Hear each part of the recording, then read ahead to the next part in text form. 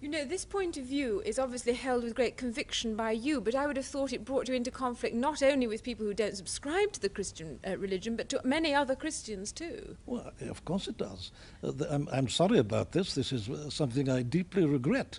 But this isn't the first time, that minorities have been right.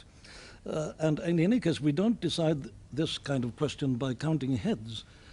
I know nothing about these things, primarily, apart from what I find in the Bible. But I maintain that the story of the human race and the story of civilization is a proof of the truth of the Bible.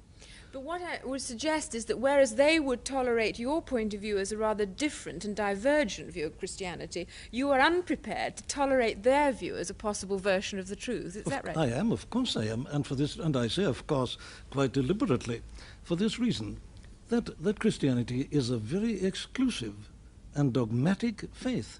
Take the Apostle Paul, for instance, writing. He says, "Though we or an angel from heaven preach any other gospel unto you than that which we have preached unto you, let him be accursed." He puts it like that. Now, you may say that's the arrogance of Paul. I say no. This man has been given his message. He received it by revelation. It isn't his point of view.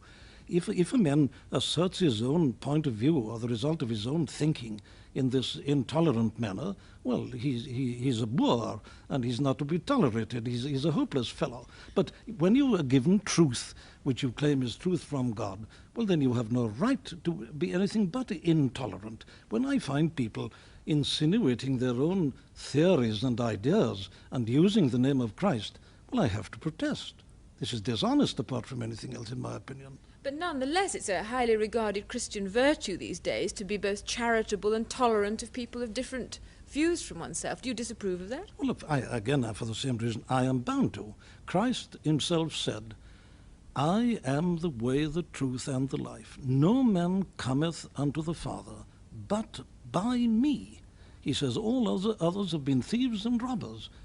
So when I find the thieves and robbers being accepted into the church and their views being tolerated and praised, surely I'm bound to protest. The point is this, that Christ, I claim, is unique. You mustn't put anybody near him. You mustn't mention him in the same category as Confucius or the Buddha or Muhammad or anybody else. Why not? Well, because he is the only begotten Son of God. This isn't my theory. This is Christianity. This is what the apostles preached. They preached Jesus and the resurrection. Now, take the man like the Apostle Paul. He, as a Pharisee, resented all this. The Pharisees regarded Christ as a blasphemer. Who is this fellow? How can this man teach, never having learned himself? Who is this man who claims to be equal with God?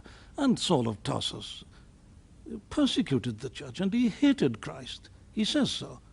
But then he came to see that this was the Lord of glory, and he preached nothing else.